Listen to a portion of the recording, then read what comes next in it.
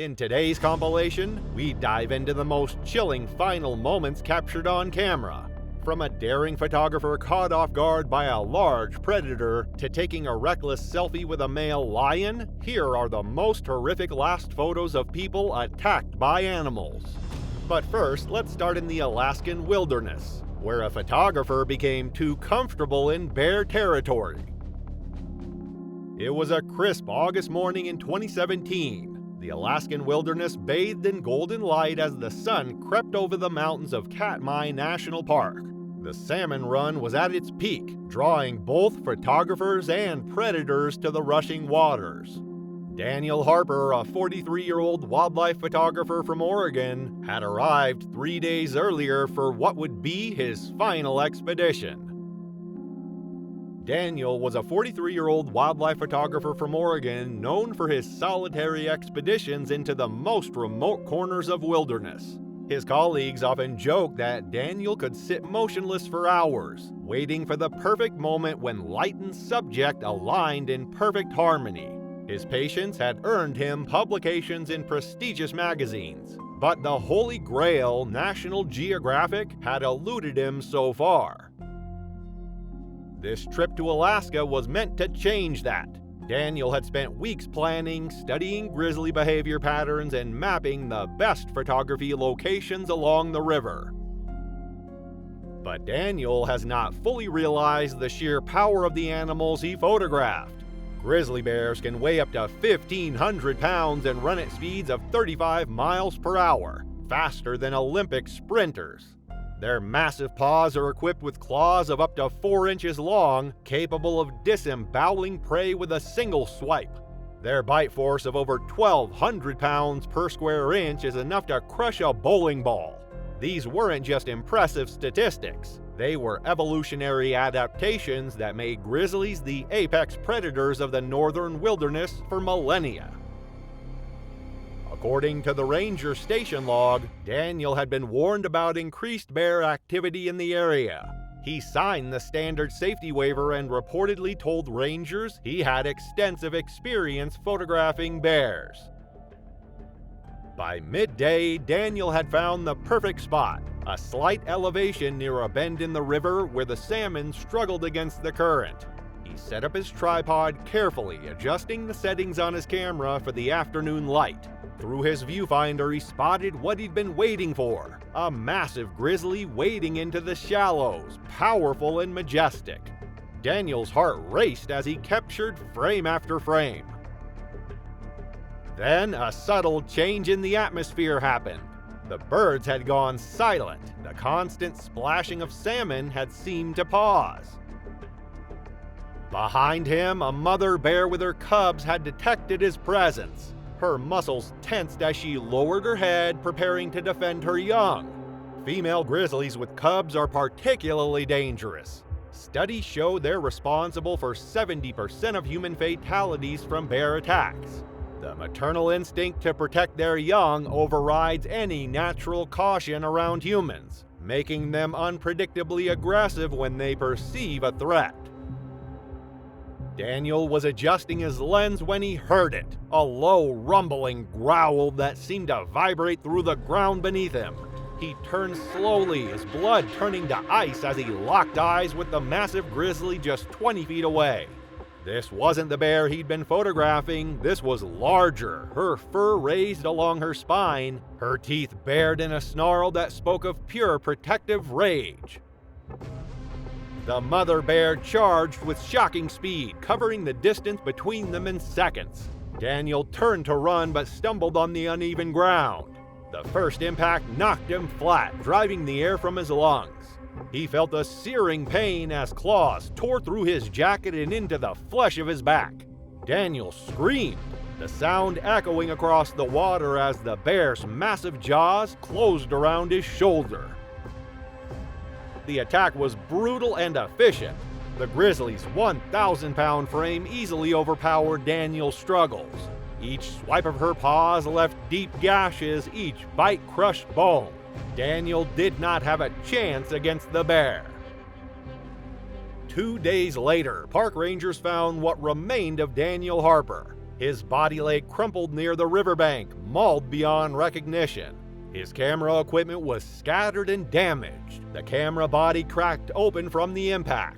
When investigators recovered the memory card miraculously still intact inside the damaged camera, they found dozens of stunning bear photographs from earlier that day.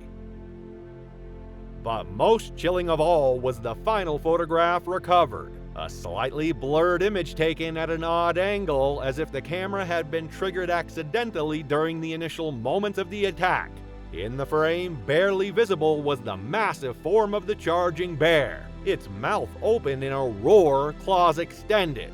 It was the last thing Daniel would ever see. Rangers determined that Daniel had unknowingly positioned himself between a mother bear and her cubs. But even as news of his death spread, another family was embarking on their own wildlife adventure thousands of miles away, forgetting the dangers of the waters. In June of 2012, the sun beat down on the Okavango Delta, casting reflections across the water's surface. A gentle breeze rustled through the reeds as the Chen family's canoe glided through the channel. 9-year-old Ellie Chen trailed her fingers through the water as the family navigated the waterway. Michael Chen, 38, and Naomi Chen, 36, had always dreamed of showing their daughter the natural wonders of the world. Both highly educated professionals, Michael a chemical engineer and Naomi a science teacher, they believed in experiential learning above all else. What the Chans likely didn't fully appreciate was the ancient predator that ruled these waters. Nile crocodiles are living fossils, virtually unchanged for 200 million years. They can grow up to 20 feet long and weigh over 1,600 pounds. Their bite force measures an astounding 5,000 pounds per square inch, the strongest of any animal on Earth. These predators can remain motionless for hours, with only their eyes and nostrils breaking the water's surface before exploding into action with a burst of speed that can exceed 20 miles per hour in short distances. That morning, their guide, a local man named Cabo, had assured them that the particular route they would take was safe and frequently traveled. He described it as perfect for families. The Chens had specifically chosen this tour company for its safety record and environmental consciousness. They read all the brochures, signed the waivers, and listened attentively during the safety briefing. Michael had even asked additional questions about wildlife encounters, nodding seriously as Cabo explained that while crocodiles did inhabit the delta, they rarely approached the tour routes. As their canoe drifted through a particularly scenic stretch of river, another tourist in a nearby boat raised his camera. He called out that they looked like a postcard and asked if he could take their picture. The Chens posed happily, Michael and Naomi paddling while Elise sat between them, her gap-toothed smile radiating pure joy. The tourists snapped several photos, the last one capturing their canoe framed by lush greenery, the water around them calm and inviting. Minutes later, as their canoe rounded a bend into a slightly narrower channel, Ellie pointed excitedly at a log floating nearby. She began to ask her mother a question, but it was cut short as the log suddenly disappeared beneath the surface. Cabo, paddling in his own canoe several yards away, turned back with a sudden expression of alarm. He called for them to paddle faster and stay in the middle of the channel, his voice tight with urgency. That urgency in his voice carried across the water, causing other tourists to fall silent. Then, suddenly, it came without warning. The surface of the water beneath the Chen's canoe suddenly erupted as if hit by an underwater explosion. A massive crocodile surged upward, slamming into the bottom of the vessel with such force that it lifted partially out of the water before tipping violently. Despite their life jackets, they stood no chance. The Nile crocodile, nearly 15 feet long and weighing close to a ton, seized Michael first, dragging him under in a violent death roll, a spinning maneuver crocodiles use to tear chunks from their prey. This technique, perfected over eons, allows them to overcome prey much larger than their mouths can accommodate. Naomi and Ellie, thrashing in panic just feet away, were next. A Nile crocodile can bite with over 5,000 pounds of force, enough to crush bone instantly. It's an ambush predator, evolved to drag its prey underwater and drown them before consuming them.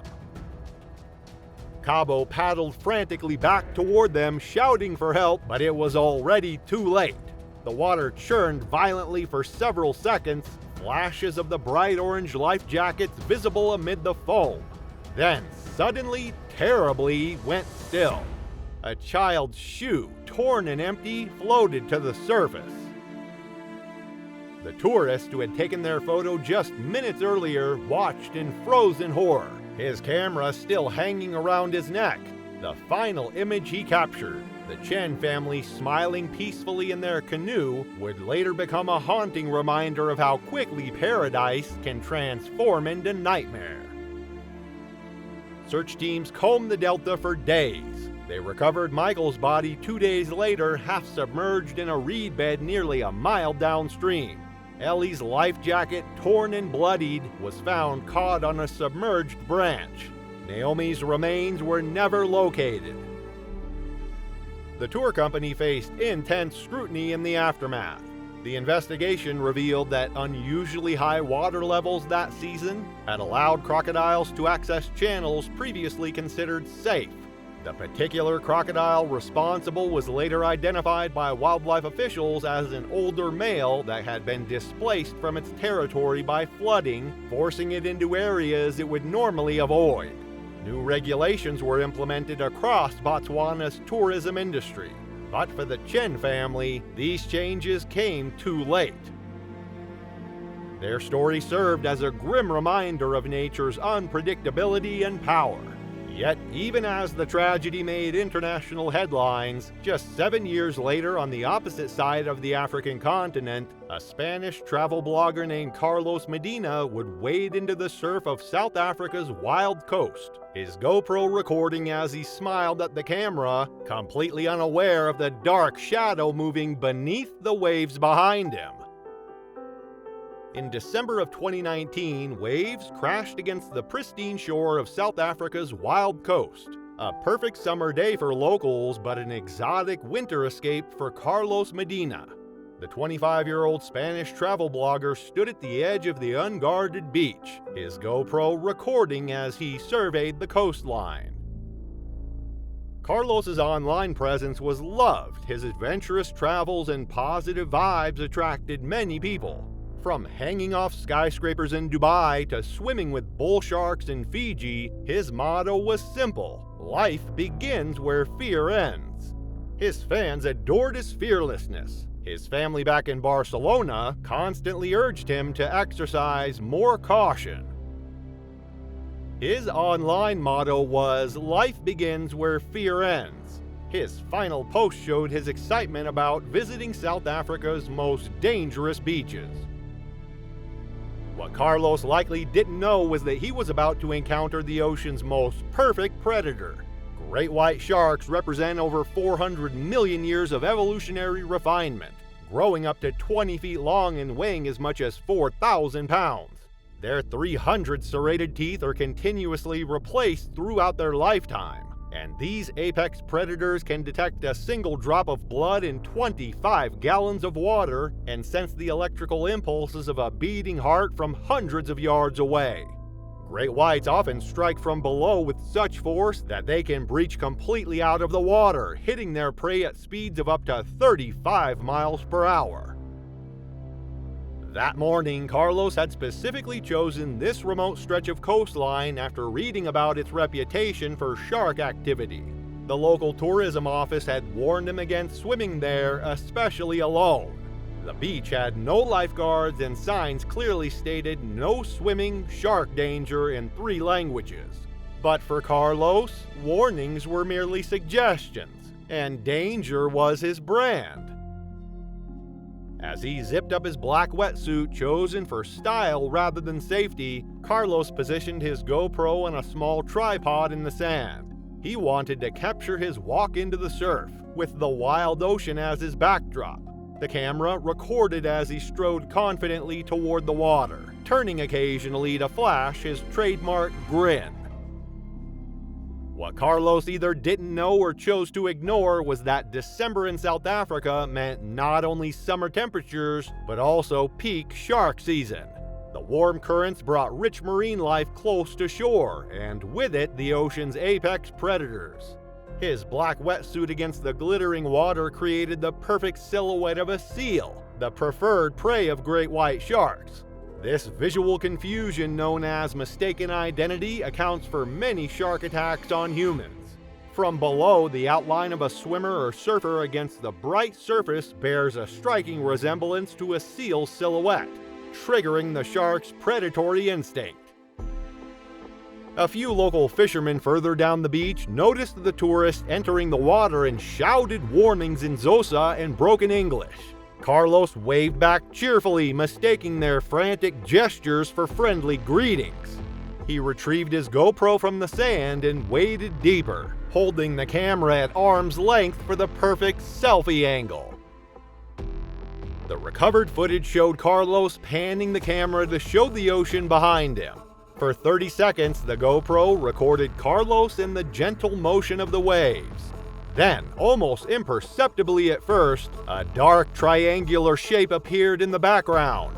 The dorsal fin cut through the water with purpose, moving directly toward the oblivious blogger. The fin disappeared beneath the surface just yards behind Carlos, a hunting tactic great whites use to approach prey undetected. The water around him was suddenly, deceptively calm. For a few heartbeats, nothing happened. A fisherman on the shore spotted the shark first. He frantically yelled warnings. Carlos turned toward the shout, and the camera captured the exact moment of realization. He began to move toward shore, but the incoming waves made progress slow. The great white struck with devastating precision, attacking from below with explosive force. One moment, Carlos was struggling through waist-deep water. The next, he was pulled under with tremendous force, the water around him erupting in foam and crimson. The GoPro, knocked from his grasp, tumbled through the churning water.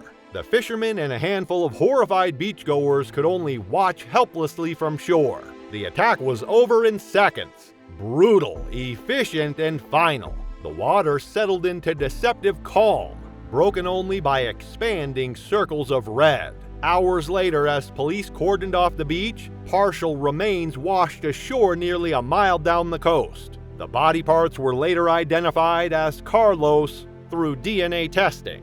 His GoPro was recovered from the shallows by one of the fishermen who had witnessed the attack. The partial footage it contained, showing Carlos's final moments in the approaching shark, was turned over to authorities as evidence. Marine biologists who reviewed the footage noted that Carlos had made multiple fatal errors. Swimming alone, wearing a dark wetsuit that mimicked seal coloration, entering the water during feeding hours, and ignoring local warnings. The great white had not attacked out of malice, but had simply mistaken him for its natural prey. Yet, even as Carlos's story served as a cautionary tale for adventure seekers worldwide, just 4 years later, in the lush forest of Indonesia, another tragic encounter would unfold when Frank Holloway, a retired American Navy officer on a spiritual retreat, ventured into the jungle at dawn. It was March 2023. The morning mist hung heavy over the West Sulawesi forest, and Frank and Mary Holloway had set out for an early morning hike from their homestay on the edge of the forest. Frank Holloway was a 67-year-old retired Navy officer from San Diego, California. His wife Mary, 65, was a former nurse. Their social media accounts indicated they had been traveling through Southeast Asia for 3 months, visiting Thailand, Vietnam, and Cambodia before arriving in Indonesia. What the couple likely didn't fully appreciate was the ancient predator that called these forests home. Reticulated pythons are among the world's longest snakes, with specimens regularly exceeding 20 feet in length. These massive constrictors can weigh over 200 pounds and possess incredible strength. Their muscular coils can exert pressure of up to 90 pounds per square inch, enough to stop blood flow and cause cardiac arrest in prey within minutes. Unlike venomous snakes, pythons kill through constriction, tightening their grip with each exhale of their victim until asphyxiation occurs. Their homestay owner, a man named Dharma, had warned them about venturing into the forest alone. He spoke of many dangers dwelling there, which Frank had interpreted metaphorically rather than as the practical warning it was intended to be. When Frank announced his intention to hike at dawn, Dharma had frowned but merely suggested they stick to the marked paths and not go alone.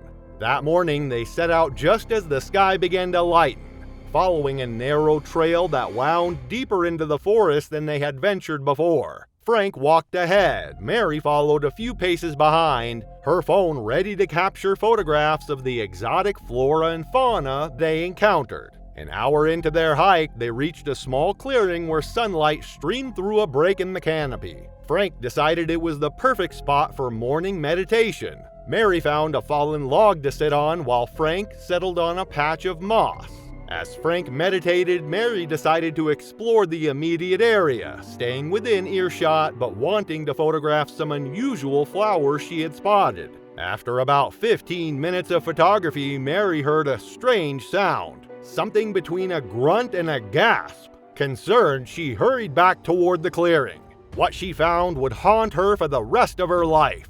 Frank was no longer sitting in meditation. Instead, he was on the ground, his body partially wrapped in the massive coils of a reticulated python. The snake, at least 18 feet long, had already constricted around Frank's chest and legs. His face was turning blue, his eyes bulging as he struggled weakly against the powerful reptile. Mary screamed and rushed forward, grabbing a fallen branch to strike at the snake. Her hands trembled, and she managed to take a blurry photo with her phone before dropping it to use both hands to fight the python. Despite Mary's desperate efforts to save her husband, the python's grip only tightened.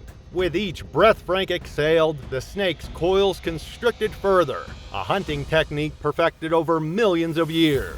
Unlike mammalian predators that kill with teeth and claws, pythons are patient killers, using their incredible muscular strength to slowly squeeze the life from their prey. The pressure exerted is so precise that it prevents the lungs from expanding while simultaneously cutting off blood flow to the brain and heart. Within minutes, Frank had lost consciousness from asphyxiation. Mary, exhausted and hysterical, ran back toward the homestay to get help, getting lost several times in her panic before finally stumbling onto the main trail.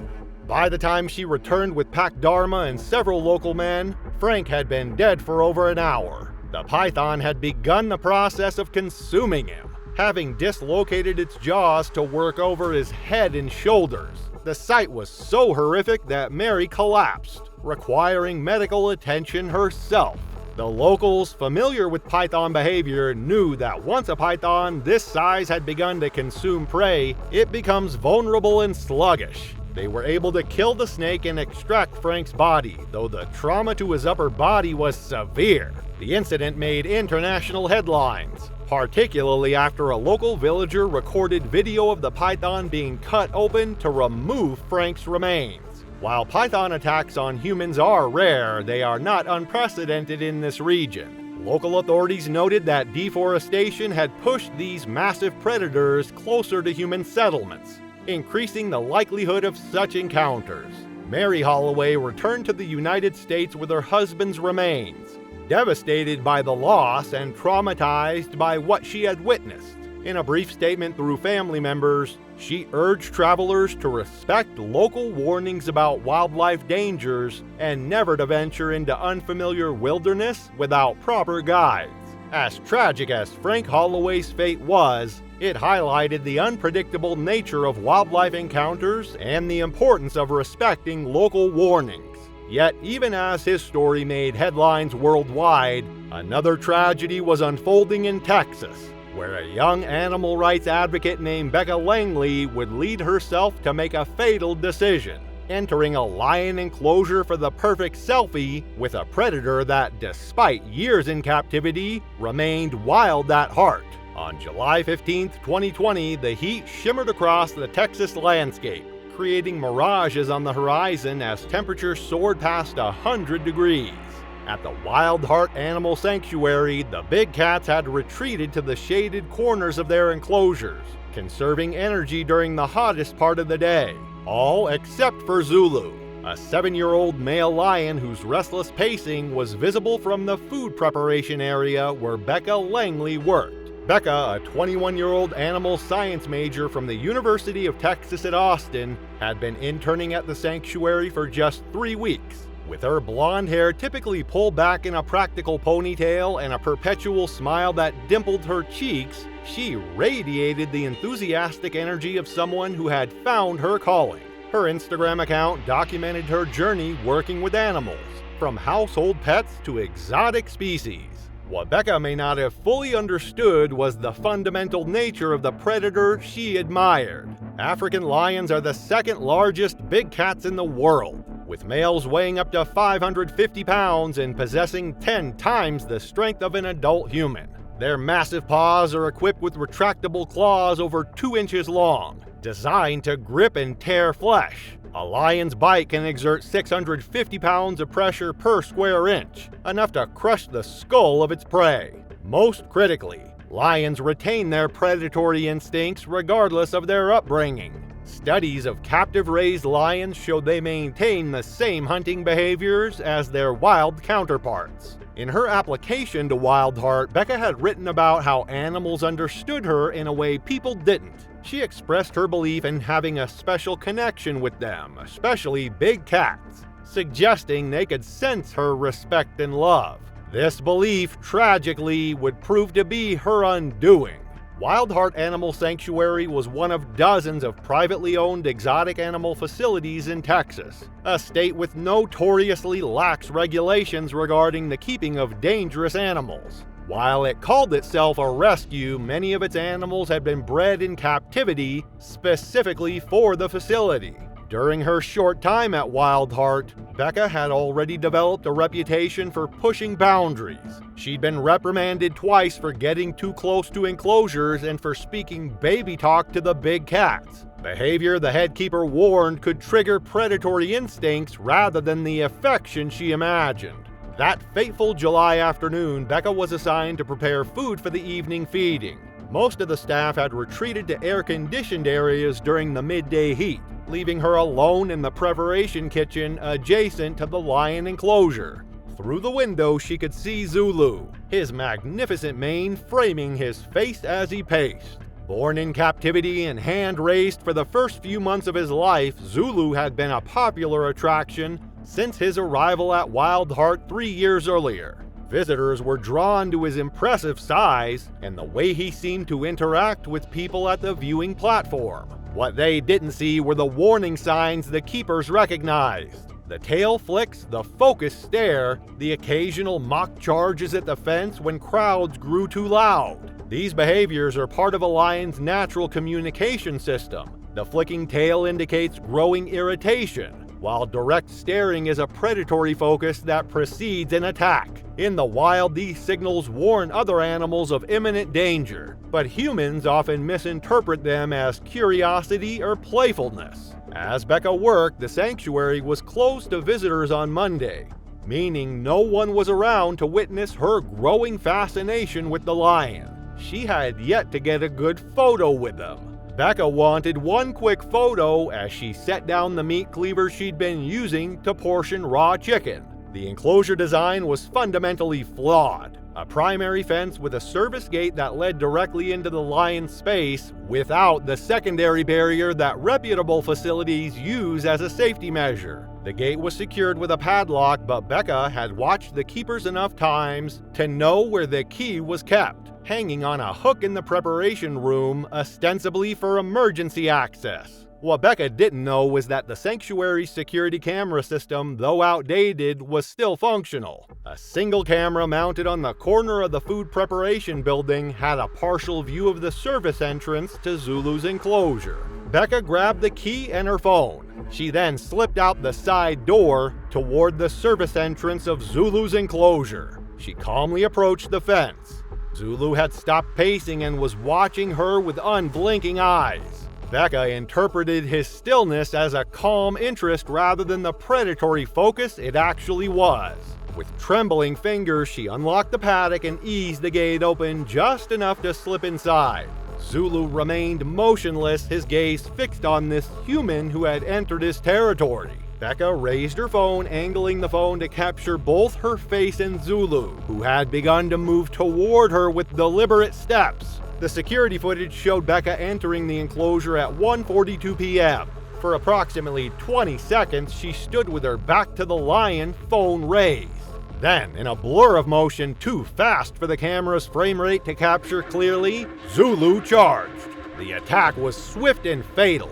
Lions are equipped to kill large prey quickly, and despite being raised in captivity, Zulu retained all the lethal efficiency of his wild ancestors. In the wild, lions typically kill by suffocation, clamping their powerful jaws around the throat of their prey and cutting off air supply. This technique, perfected over countless generations, ensures a quick kill that minimizes the predator's risk of injury from struggling prey. Becca suffered catastrophic injuries to her neck and chest, likely dying within moments of the initial attack. It was nearly 2 hours before anyone discovered what had happened. A senior keeper returning from lunch noticed the open gate with horror and raised the alarm. By then, there was nothing anyone could do for Becca. Zulu had dragged her body to a corner of the enclosure, a natural behavior for lions protecting a kill. In the wild, lions will often move their prey to a secluded location to prevent scavengers from stealing their meal, another instinctive behavior that persists even in captivity. Becca's phone was recovered, severely damaged but with its memory card intact. The last image, partially corrupted but still viewable, showed her smiling face in the foreground and a blurred shape that forensic analysts later confirmed was Zulu beginning his charge. The timestamp on the photo was just seconds before the attack was captured on the security camera.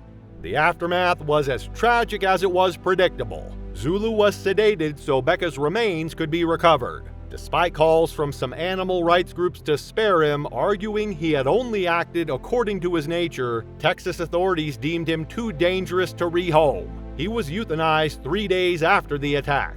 Wild Heart Animal Sanctuary faced intense scrutiny and was eventually shut down following an investigation that revealed numerous safety violations, including improper key storage, lack of proper double-door entry systems, insufficient staff training, and inadequate emergency protocols. Becca's parents filed a wrongful death lawsuit, which led to broader discussions about the regulation of private exotic animal ownership in Texas. Want to watch more last moments of humans with wild animals? Click the video on your screen now. Thanks for watching.